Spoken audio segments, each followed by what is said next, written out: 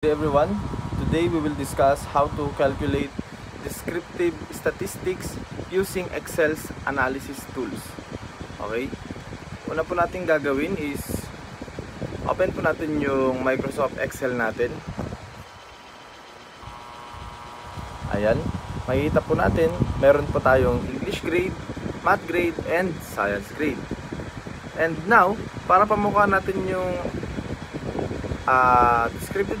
descriptive analysis, punta po tayo dito sa data. Ayan, makikita po natin data dyan. Next po is, click natin yung data analysis sa may bandang gilid. Ayan po. Marami pong analysis tools dito, pero ang gagamitin po natin is yung common, which is descriptive statistics. Click lang po natin ang okay. Ayan po. Ngayon, ang kukunin po natin dyan is mamimili lang po tayo kung English, Math, or Science. Ngayon po, kunin po natin ang English grade. Ayan. From, makikita po natin kung ilan po yung data dito. Just napakarami po pala. Hanggang 306 data. Pero kaya po natin yan. So, click lang po natin. Saan po ba click lang po. Lagyan po siya dito sa 308, pero ang data lang po natin dyan is 306. Okay, 308 from 1 to 308. Click lang po natin yung backspace. Click natin si English.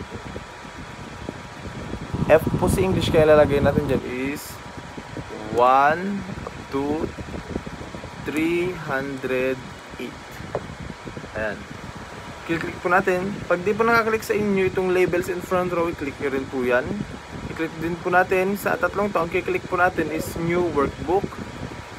And naka-check din po dapat si summary statistics. Dapat, kasi yan po yung kukunin natin, yung summary statistics niya po. And kth largest and kth smallest. Ayan po, kukunin po natin yung largest. 1. Pag nilagay po natin yung 1, yung the largest po siya.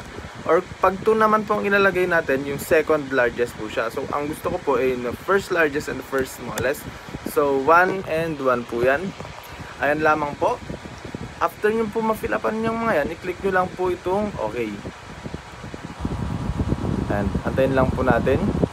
And ito na po, nagpakita na po ang result. Makikita po natin dyan si English grade. Meron po siyang mean, standard error, median, mode, standard deviation, sample variance, sample kurtosis, skewness, range, minimum, maximum, sum, count, the largest, and the smallest. So, ganyan lang po kadali kumuha lang ng data analysis gamit ang Excel. So, salamat po sa mga nanood and good day po.